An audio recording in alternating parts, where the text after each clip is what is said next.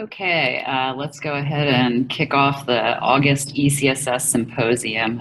You're in for a treat on today's call. We've got two of our very distinguished ECSSers, Lars Kosterky from TAC, Yifeng Kui from San Diego Supercomputer Center, have a long history of really impactful work with some of the most challenging ECSS projects, and we'll get to hear about a couple of those today. So Lars is going to speak to us first about his work with the LIGO team. So PIs Duncan Brown at Syracuse, Josh Willis at Abilene Christian, and many of you have heard about the recent LIGO successes. And really leading up to that has been an awful lot of hard work adapting their compute pipelines to exceed resources with some really very monumental benefits. And so Lars is going to describe some of the work in that area for us today. So why don't you take it away, Lars? I'm going to watch the chat. If you have some questions, you can type them into the chat and I'll feed them to Lars. If you're on by phone, feel free to break in or wait till the end of his 20-minute presentation. There'll be some time for Q&A at the end also. Yeah, thank you very much, Nancy, and welcome to everybody on the phone and on the internet. So today I'm going to talk about LIGO, which is the gravitational wave observatory, and you will see that the project doesn't have any groundbreaking HPC techniques. It is more that this is a high throughput computing project that benefited largely from some sprinkles of HPC, so where we were able to add a little bit of knowledge to what they are doing, and that resulted in a large computational speed up. And yeah, I want to highlight, and Nancy did that already, my direct collaborators are Nancy Brown and Josh Willis, but you can imagine there are hundreds of people involved in the computational part of LIGO. Oops, my button didn't work here. Okay, so LIGO is a laser interferometer gravitational wave observatory. What are gravitational waves? Why is this high throughput computing? And then we will talk a little bit about the pipeline called PyCBC, Python Compact Binary Collision, and I will give you a progress report on what we have achieved and how we will finish this project in a short while. Okay, so there's a little bit of physics involved. Gravitational waves are predicted by the theory of general relativity. And this is a theory from the early 1900s. And the theory predicts some pretty weird results, and gravitational waves are one of these weird predictions. Now, you could disregard this theory and say, oh, there may not be any gravitational waves, and the theory is wrong. But so far, the only thing that is wrong with the theory is that it doesn't mix and match with the other very, very high-profile theory, also from the early 20th century, quantum physics. Both theories are perfect in itself, and they have not been disproven by any means. So the only flaw is that they don't work together. So if you are on that page that these are pretty good theories, you should take all their weird predictions for real. You come to the conclusion that there are gravitational waves. So I would not bet against any of the predictions of the theory unless it is a new theory that combines those two. And so on the right, you see there the three main inventors of those two theories, and there are a couple of Nobel Prizes, of course, also attached to that. I'm highlighting that a little bit because sometimes when you read articles in the public or you talk to other people, there's always this idea, oh, what if all these scientists get this wrong and we built an experiment for $1 billion and then there are no gravitational waves and everybody will be so disappointed, and then some schadenfreude will be there. So here I can assure you there are gravitational waves, and we knew that for a long, long time. So why are there gravitational waves? My analogy that I'm using here is that if you are accelerating electrical charges, electrons and ions, you're producing electromagnetic waves. If you accelerate masses, you have to produce gravitational waves. Kind of the universe has to adjust to the fact that you are accelerating something. Now, the big difference between electromagnetic waves and gravitational waves is that the coupling constant is much, much smaller. So the masses have to be very, very large, multiple times of the solar masses, something like that, not just a handful of electrons. And that also means that only waves from cosmic objects are detectable, and these objects are naturally far away. If they were close by and we had such an event, we would all cease to exist, I would guess. So these objects are very far away, they're very, very massive, and in this case, we are talking about a collision of massive compact objects, black holes, or neutron stars. There was, of course, already an indirect detection in 1974 where people studied a binary neutron star, and when gravitational waves are emitted, you're losing energy, and the loss of energy can be measured by the change in the orbital period. And also groundbreaking, so 20 years later, there was a Nobel Prize for that. But with the detection in 1974, that is way before the LIGO project started, so it was pretty clear that there are gravitational waves. The amazing thing about LIGO is that they are measuring a length variation of 10 to the minus 18 meters with a 4-kilometer arm length in their interferometer. And so to say it's a very sophisticated instrument, that's just an understatement. It is really an amazing piece of engineering. And once you have the signal, you need a lot of compute power to, once you produce the data, you need compute power to detect the signal. So the signal templates come from theoretical models where black holes or neutron stars collide. You have the signal stream from the observations, and now you move your template in small time increments over the endless stream of data and to detect a correlation in Fourier space. Now, this is high throughput computing because each individual correlation doesn't take a lot of time. There's an endless stream of data, and there's also almost literally an endless number of templates. I only mention a few things here that you can vary: the black hole masses or the mass ratio, the spin ratio, the orientation of the two spin axes, the spin axis in relation to the orbital plane, and then the direction from where we are, where the observer is. And so you can imagine that there are really hundreds of thousands of templates that are being used and being compared with the data. When the data is detected or when the data is collected, there is a low latency pipeline for a quick response time at the telescope and at the LIGO labs and their partner institutions, so that very quickly people are alerted that there is an event. And this is important because other scientists would want to point their telescopes also at the site of the event and would like to see if they can detect something from the collision in other, in electromagnetic wavelengths, radio or optical. But then there's a high latency, a deep search that is done everywhere else, including XSEED and also including Einstein at home and these engagement or these mechanisms where you can engage the broader public. And of these pipelines and the deep search department, PyCBC is the largest one, and it's roughly 50%, which translates to millions of SUs. And there are literally dozens of other pipelines, and many of them are very, very small, but PyCBC is the largest, and that's why we have focused on that.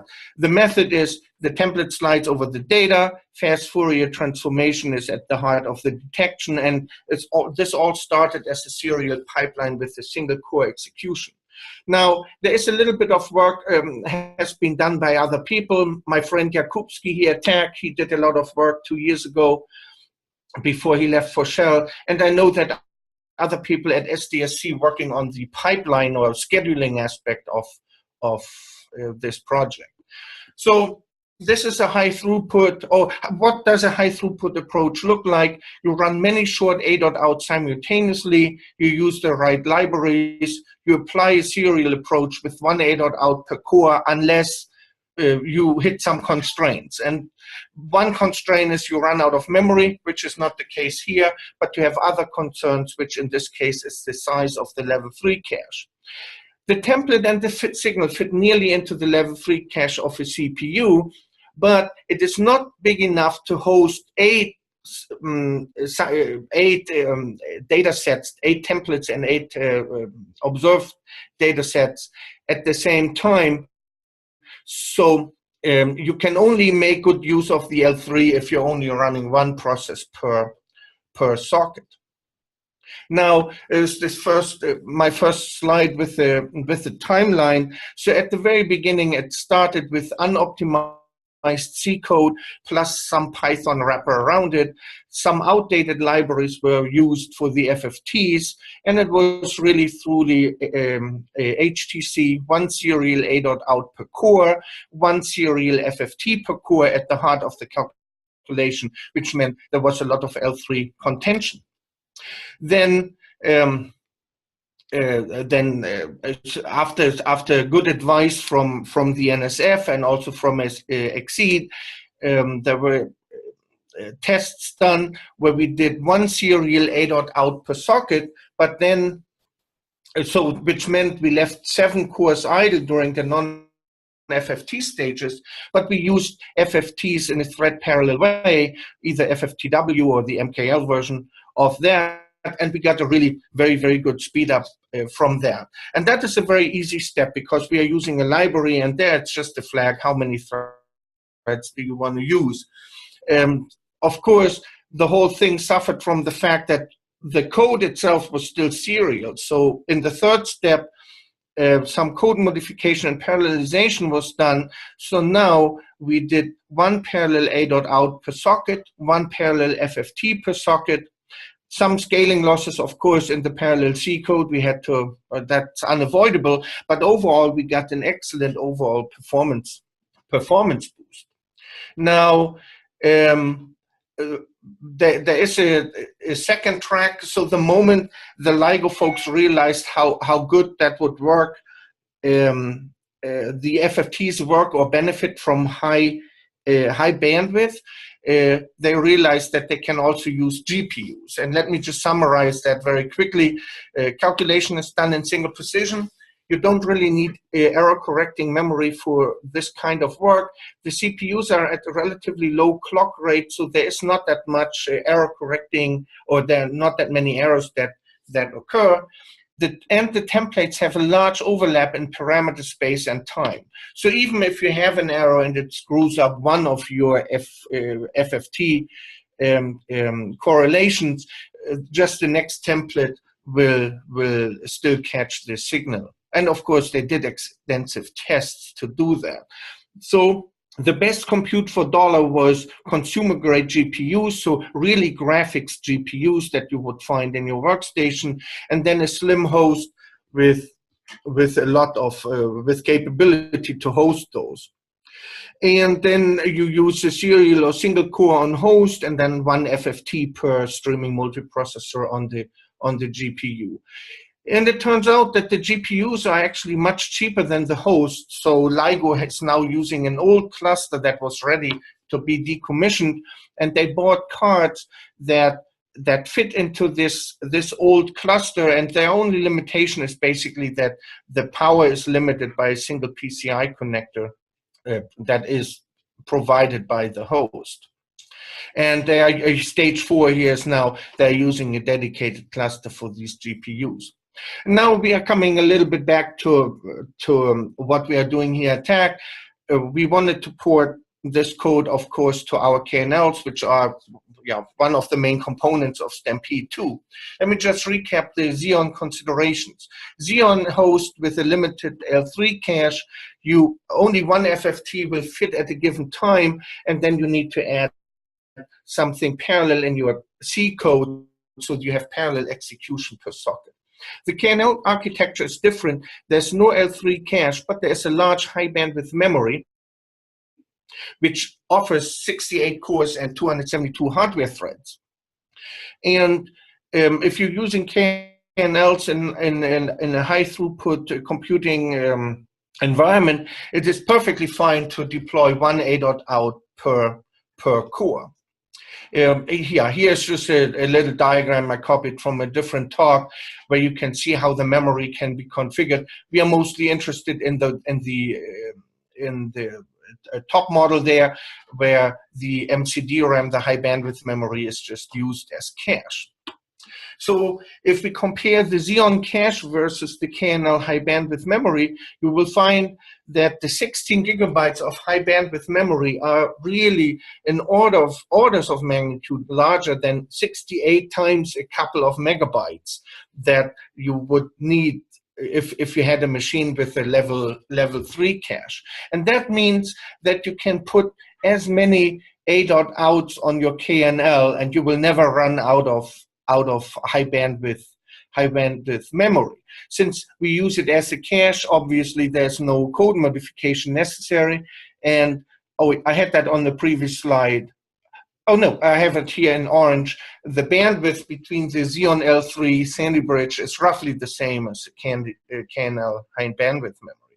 So now, how many ADOT-outs would you select? You could argue 68 cores, 68 ADOT-outs, or 272 hardware threads, 272 ADOT-outs. But from all we know here in all of our experiments, it's not a good idea to have more than one ADOT-out or more than one MPI task per core. So we would select at most 68 ADOT-outs. And now we have to go through the configuration matrix, and we do that for the FFTs, and we go to do that for the host code. You could have here 68 ADOT-outs or 34 or 16, and then you can select the number of threads in the FFT and the number of threads in the C code. So the minimum number of threads that you need, that is here in orange, is for 68 ADOT-outs, 1 thread, 34, 2 threads, 16 is 4 threads.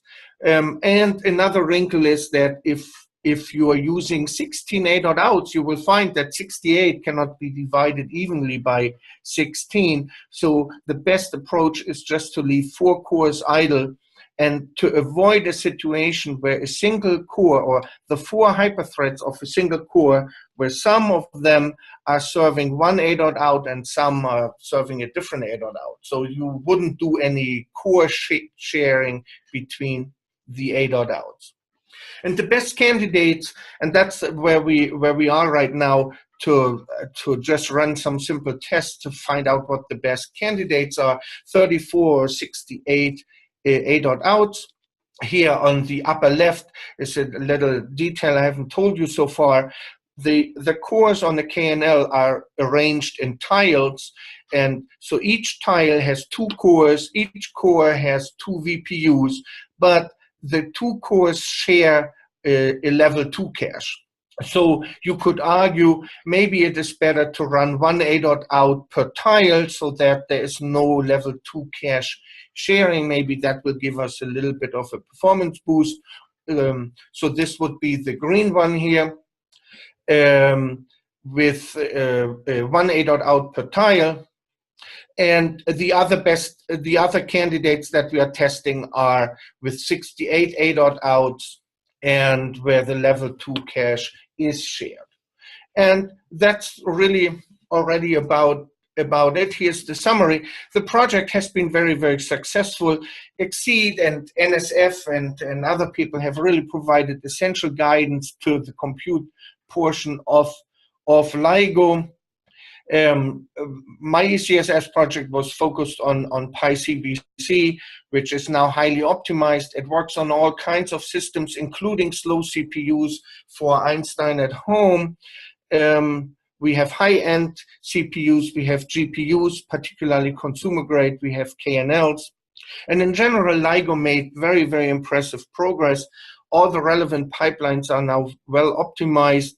And at the very beginning, there were some really unreasonable initial estimates on how much compute power LIGO would need.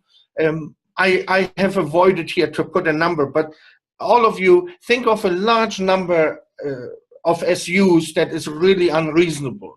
Then you multiply that number by 3, and I still think that you are not at the initial estimate of LIGO. And most importantly, LIGO is now on the path to, on a transitional path. They have done the initial detection, they have put everything into place, and now they are moving on to become an observatory so that we would have constant observations of gravitational waves in the future. And that's all from me. Thank you very much. Great, Lars. Thank you very much. Let me just pause for a second. I haven't seen any questions come into chat during your talk, but there may be some from the group. So let me just give it a minute here. Folks can feel free to unmute. Any questions for Lars about this work?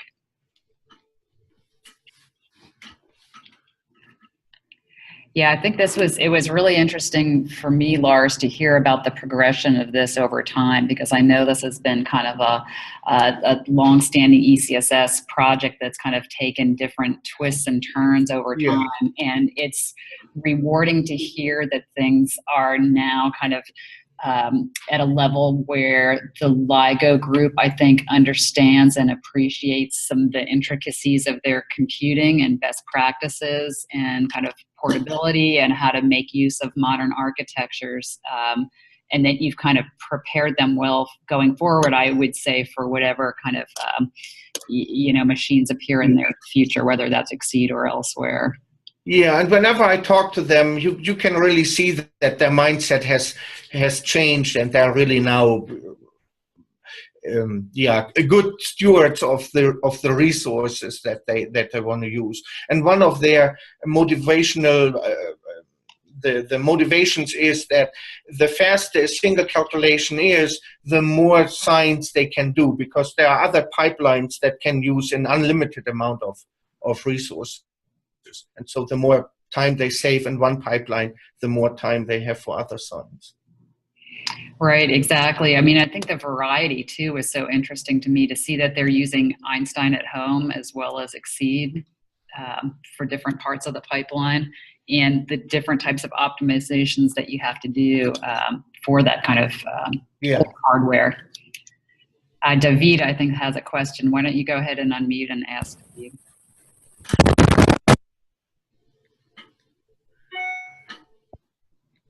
We can hear some crackling, but not you quite yet.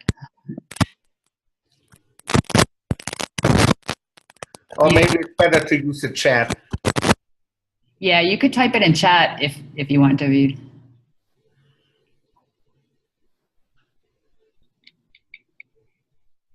Yes, bad mic. He's typing.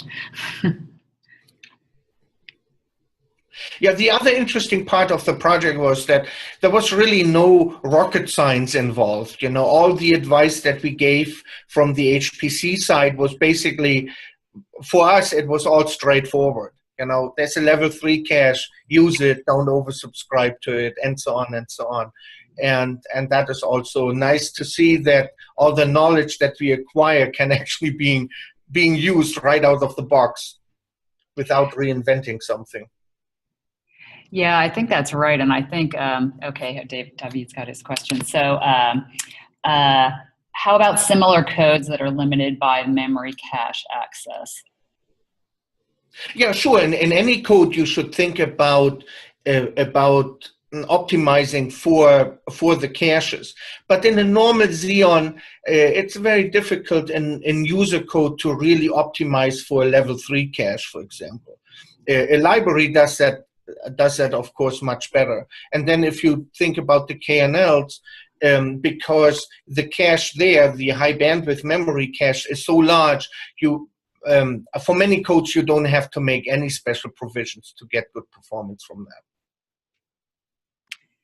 Yeah, the remainder of David's question, I don't know if you could see it, Lars. Have you experimented with similar results, decent to excellent results with limited effort in porting to KNL? Yes, I mean, in general, we have made have had good experiences with KNL. The cache mode works really very, very nicely, and So once you basically your memory footprint is larger than the cache, larger than 16 gigabytes, you see a slight degradation, but usually not by much. And so most users don't have to do anything to take advantage of that technology. And I can't see the chat, so you have to translate for me, Nancy. Great, thanks. That was the remainder of the chat. So I think you answered David's question appropriately.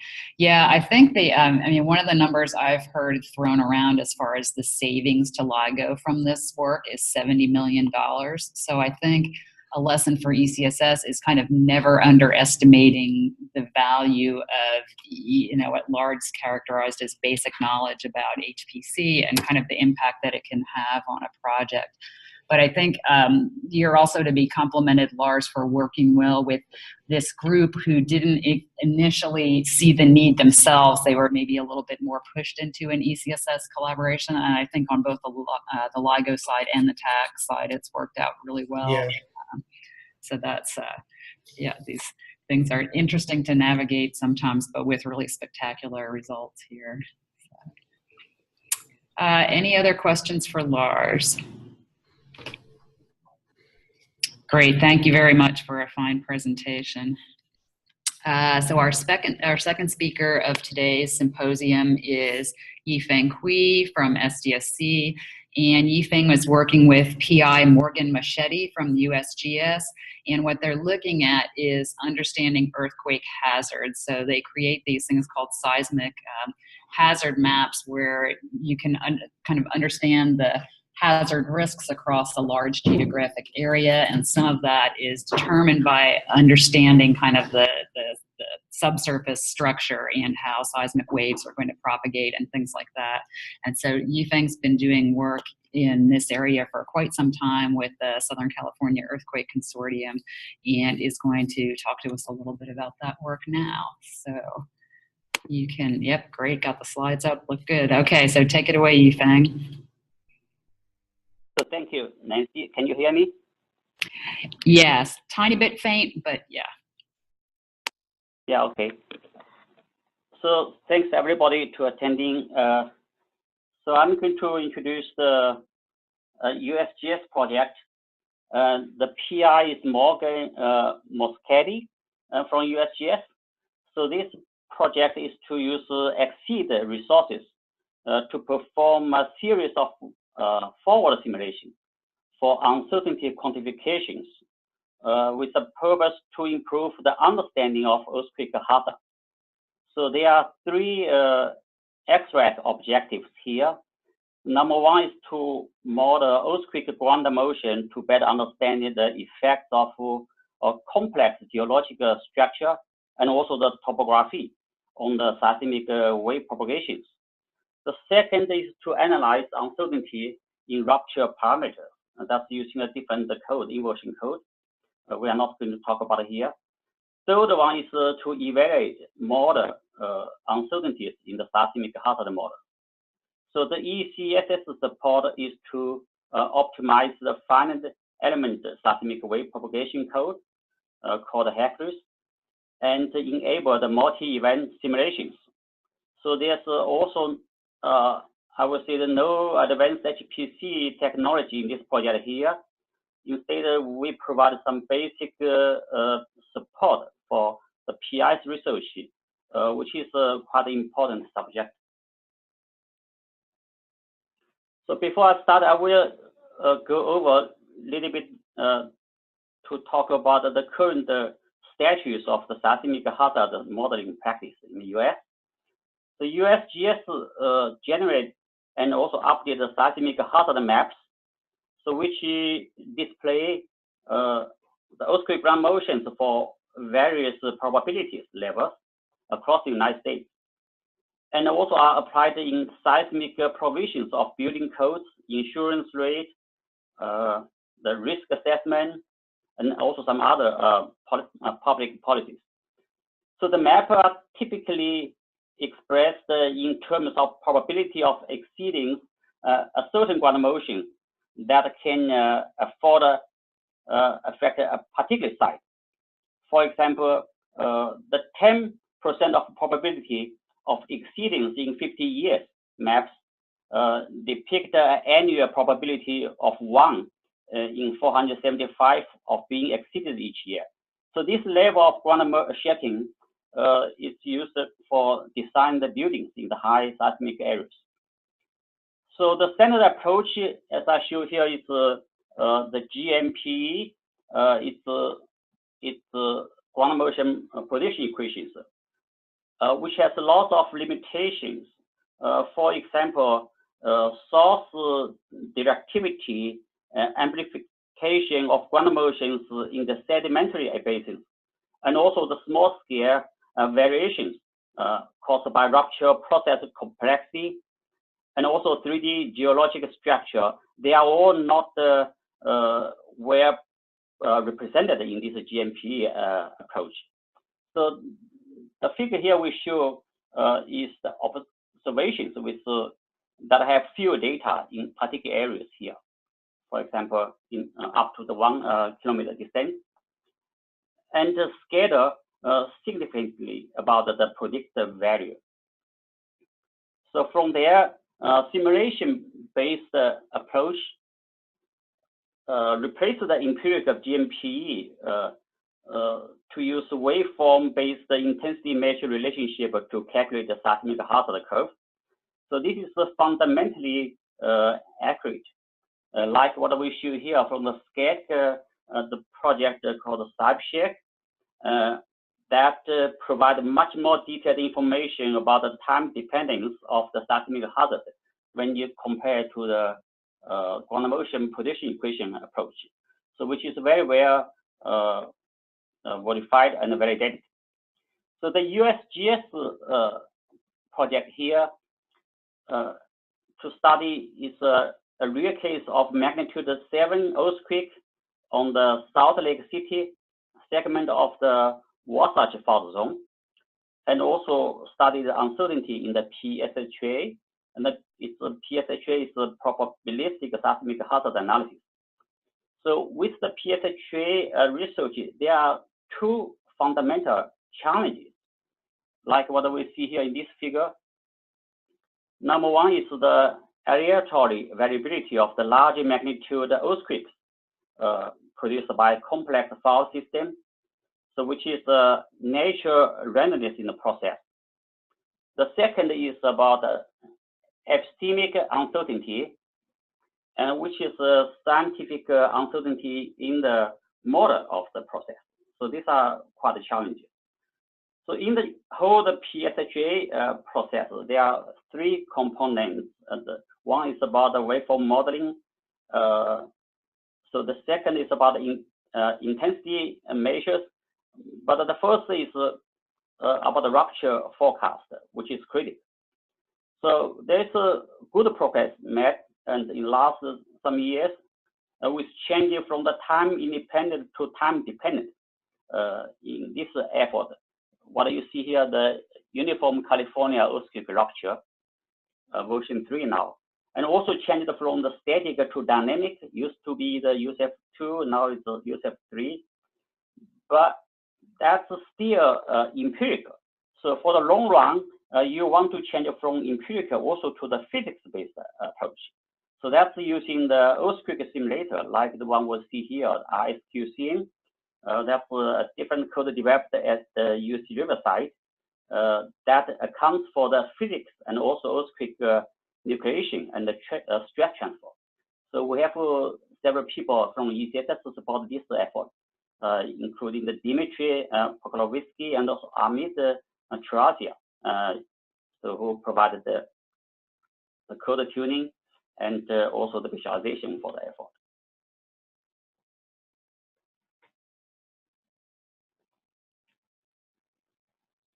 So one thing is people often ask about so why you want to go to the higher frequencies and high resolutions.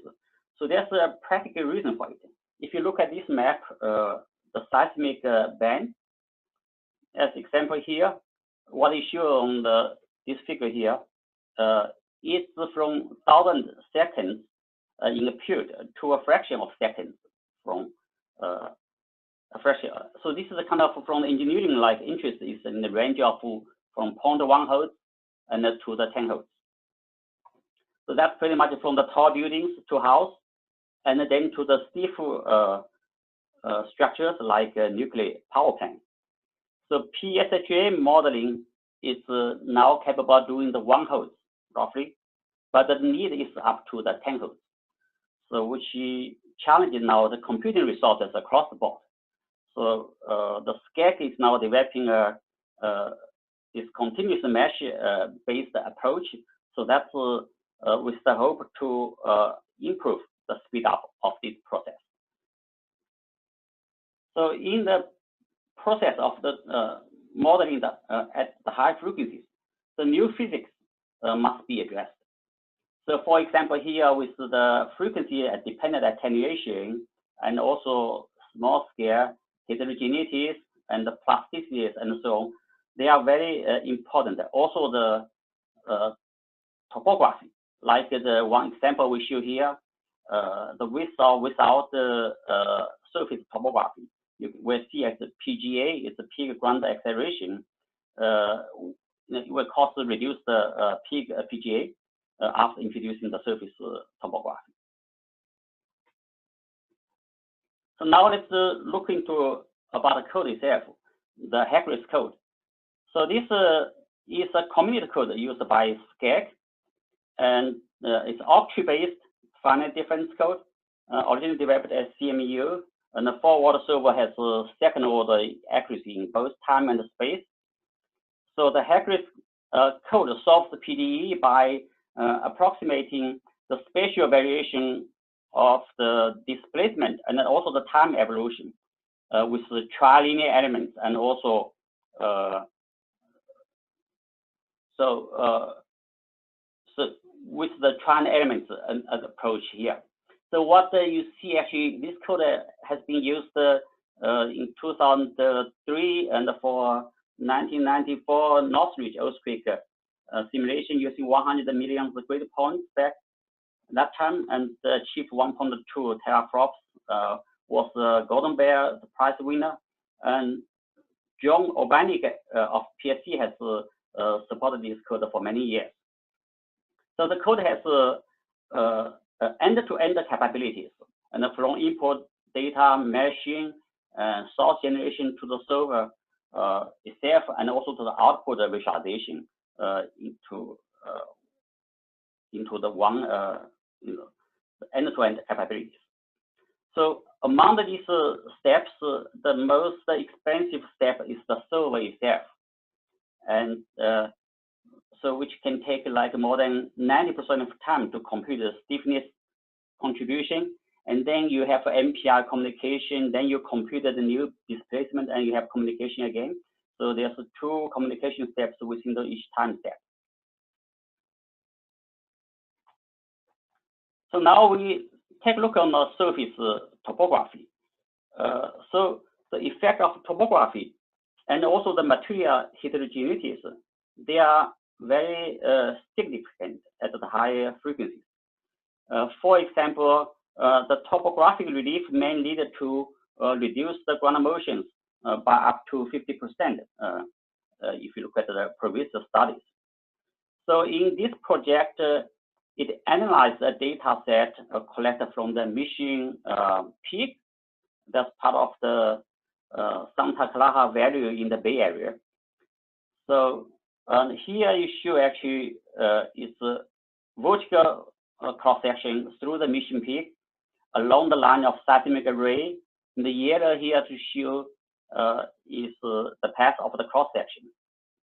And if you look into the comparison, observe the data and also the synthetic spectral data related to the station 7 here, you can see with greater topographic effect moving upslope. So there are 2 methods and handling in topography in the Hacker's code. The basic approach is called the staircase approach. So that's actually the approach used by USGS. There's a paper described about this approach from 2006, and the supercomputing paper leading also is a tool. And so when he was a student at CMU. So this USGS version had some changes. And for example, they have improved some matrix vector multiplications, removed the use of the E-tree, and also use a spatial database manager. So based on the surface, and also the record grids. So USGS version also implemented the reciprocity calculation. That's the reason you can use this for the PSJ evaluation here. So this version actually uses a standard cubic element to construct the mesh. The other different approach is called the virtual method. So what you see here, where it's the cubic topographic elements are locally partitioned into the 5 linear tetrahedral elements. So the properties of the elements that intersect the free surface boundary are modified to take into consideration the irregular geometry. So this results in significant improvement in the accuracy in terms of number of elements required per wavelength, and also the convergence rate. So here we show,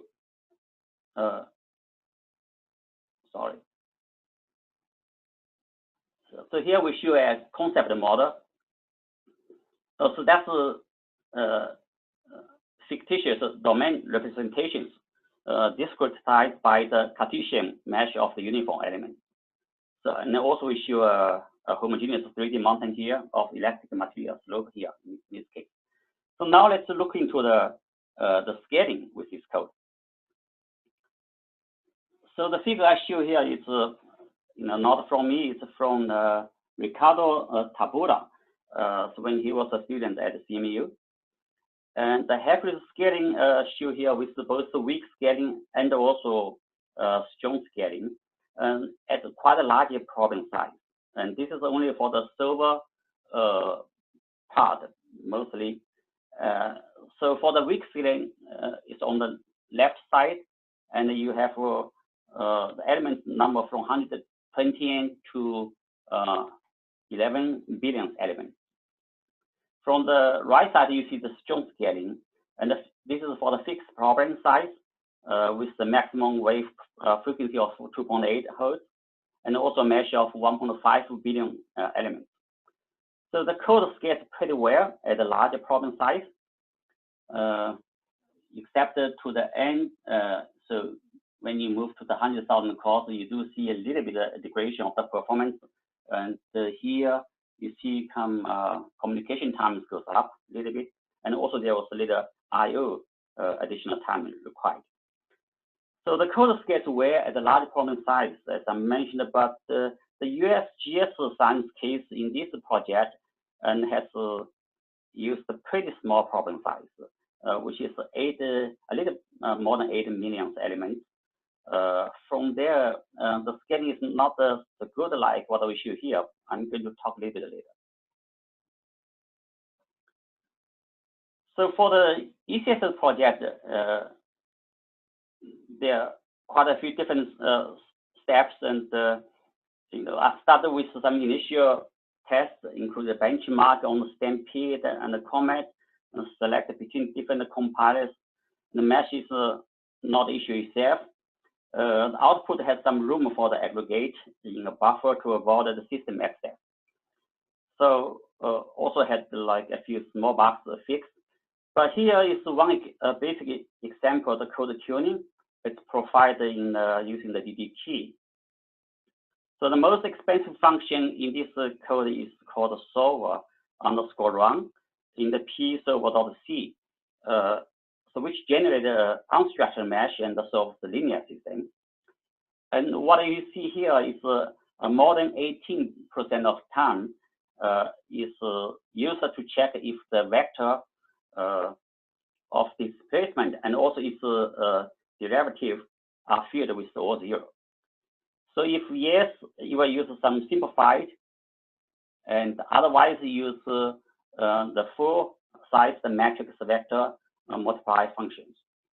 So this results in the poor performance because only at the beginning of the simulation, and there will have some more zero displacement vectors and compare the non-zero vectors. Later on, pretty much there are no more zero vectors. So what we do here is we remove this value checking function. We use the full size the matrix vector multiplication functions only. In that way, we can observe the overall runtime improvement by 7% if you look at the whole time here. So, but in the production Wasatch 1 Hz simulation, so the result will save for actually it's much more. Its runtime is roughly savings by 24%. So now talk about the different topic here. So this project has a large ensemble of simulations, more than hundreds of simulations for the uncertainty quantification analysis. So this is to explore the effect of ground motion variability arising from the perturbations and to the kinematic parameters. So it's for hundreds of rupture models and also at different locations. So to enable the multi-event the simulations, the first thing is we suggest here to use the batch MPI wrapper, and that's quite the concept is very simple. So this is to integrate the multi-events within a single job submission, like you see here from job 1, job 2, job 3, put into the MPI wrapper together. So independent of the mesh and output and also source. So this works where running independent jobs simultaneously, but without the gain of the runtime improvement. So the better approach here is, I call this vertical approach. So where we have to actually modify the source code itself. So this is to replace the data structure with a 1D data array and to save the list of source and output settings. So in this way, we will be able to generate the mesh once and use the mesh with multi simulations. And that means the same mesh, different output setting and a different source. So for any event simulations, n-1 events, meshing time will be saved. So this is in terms of the work of time saving, it's not much, but avoid to have access to the file system, which can be quite a big deal. So I show one example here with the real case from the Morgan's simulation, where you have 96 earthquake scenarios, and that can take the benefit from this code change approach. So here I show some examples of the code modifications using this approach. The primary changes in the code is in the P server.c code. Started with defining some new variables, including the n events argument passing, and then modify some many tens of variables like data structure, change from the original like constant to the 1D array, and from the original 1D data structure to 2D array. So to address the I event, so the individual event. So and also added here the C per processor if diff here, so that the code can be run on the original mode. The subroutines are also added. I event passing argument, including like server, init, and the source, init, server, and others is set here.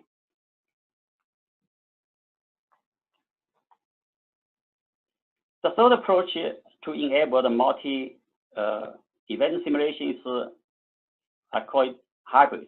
So basically, this is a combined, integrated this horizontal approach and with the vertical approach together.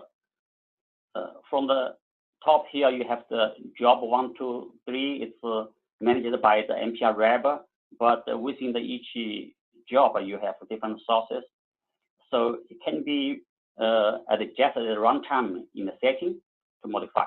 So this pretty much combined with the previous two approach together. So here is the scaling after compare the before or after the enabling the multi-event. Okay, the before is we call it Hebrew top, and after it's Hebrew the ME. In the code we have added a lot of ME related variables. So I did not include the comet performance here, and on the comet we just had like small the scan test. So the PI wants to focus on the Stampede machine. So this also we include the blue water performance here. You do see actually the ME and the version of the code, you do have a good performance gain. And we also compare the Stampede 1 and Stampede 2. So on the Stampede 1 at the time, a long time ago when I started with the Stampede 1, there was performance was quite good, but recently I don't see why this scaling is getting quite poorly. But on the Stampede 2, we do see good performance up to 1,024 cores. Beyond that, you do see some like degradation of the performance. So because the problem size is quite small here, that's really you do not see the large benefits what we see before from the the strong scaling when you use 1.5 billion mesh points.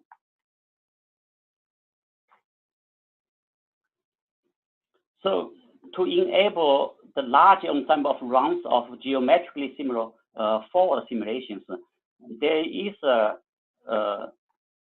better approach, and which is not done here in this project, but I want to take this opportunity to introduce a little bit. So we call this the fused simulations. So this is require actually the fundamental code changes for the data structure to take advantage of architecture features. So I show you one example with the DG code.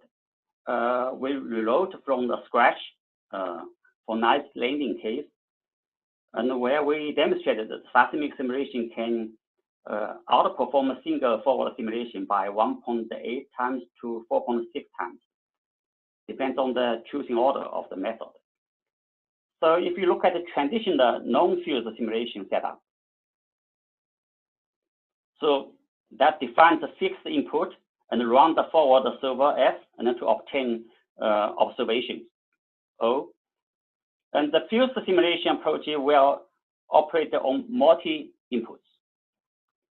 So with the new forward server and capable of handling a set of M, it's as long as small or equal to inputs in parallel in a single execution.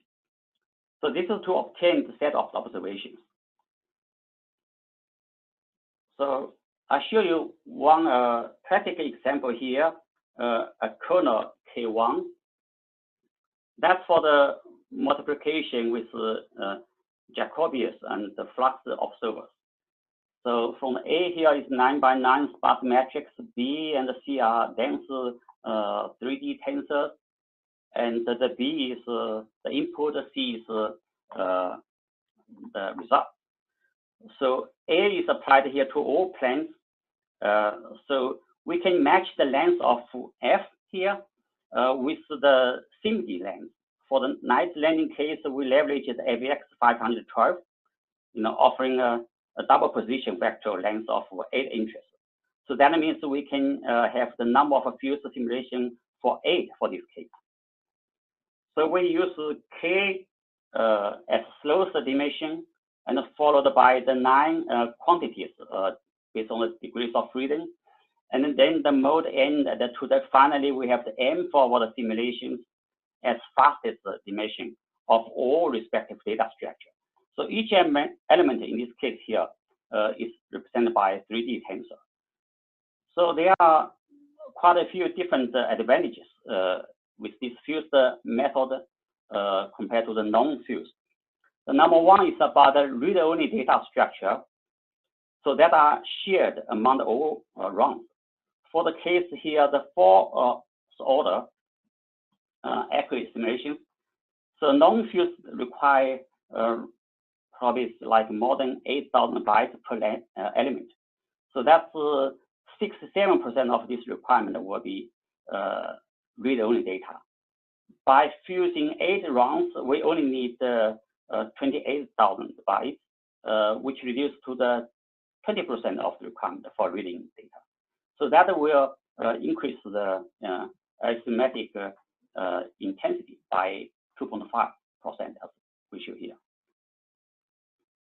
So we will also be able to perform all the vector operations. So that's actually the advantage I just mentioned. And also with the data structure, they are automatically aligned to cache lines. So from there, actually, you can remove the zero padding for the faster alignment loads and the storage. And then to the end, you can also increase the computation load for the conditional jumps. So in this way, you will reduce the negative performance impact of the branch misprediction. So this approach actually, somebody called as multi-right-hand sides of the PDEs. And we use the term here for the fuse simulation because we it's not like a multi-physics problem here. We emphasize about the ensemble simulation together. So we have a paper, actually, Alex Breuer presented at IC in 2017 this year. If anybody interested in it, drop me a line and I can send you over the copy and discuss offline. So I think that high dimensional application fields like in addition to the uncertainty quantification of seismic hazard analysis model we show here, we can also use it to the derivation of accurate velocity models through the tomographic inversion and some others. So this is particularly for the seismic research. It's a good exercise. So with that, I thank everybody for attending.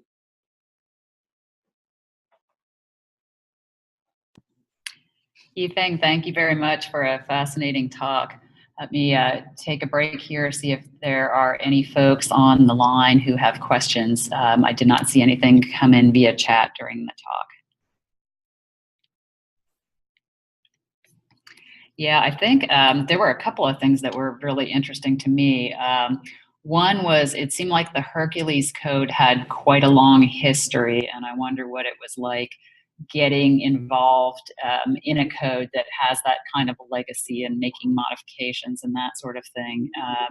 And then what also struck me is one kind of similar to Lars, where the impact when you speed something up, because it's used in these ensemble calculations, and so very many of them, a single speed up has such a large impact on a project like this. And being able to kind of bundle some of these ensemble calculations based on like similar topography and things like that, I think were really unique to this project. So I guess maybe if you can kind of just speak to a couple of issues of things that are unique to this kind of seismic computing, and then also what it was like working with kind of a legacy code like Hercules. Yeah. So I see Phil Macklin is also on the call, and he is associate director at SCAG, and the Hercules code has been supported by SCAG over many years, and so it's an important application compared to the EDA PODC, and we developed here in San Diego, and this code has a feature of handling topography, which is quite important. And also the Hercules, because you use the octree base, and they have lots of advantages. I think probably somebody probably will be in better position to talk. And I think SCAG is now considering using Hercules also in the future for the inverse calculations. So this is quite an important project. For the USGS calculation in this project itself, the allocation is not quite big, but that's for uncertainty quantification purpose. So the subject itself is quite interesting, and I think the code was scaled very well, and it's tuned over the years. They have a GPU version. So the GPU version itself runs pretty nicely on blue water and on Titan. And so I think this code, if we want to move to like porting to the night landing, so we can start from the place where the GPU, the kernel part was implemented to the GPU. We can start from there to move this code to the night landing.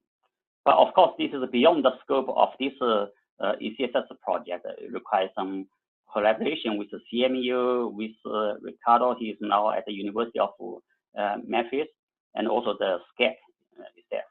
So this is the first question you raised. The second is about the on-sample simulation. I think this has become very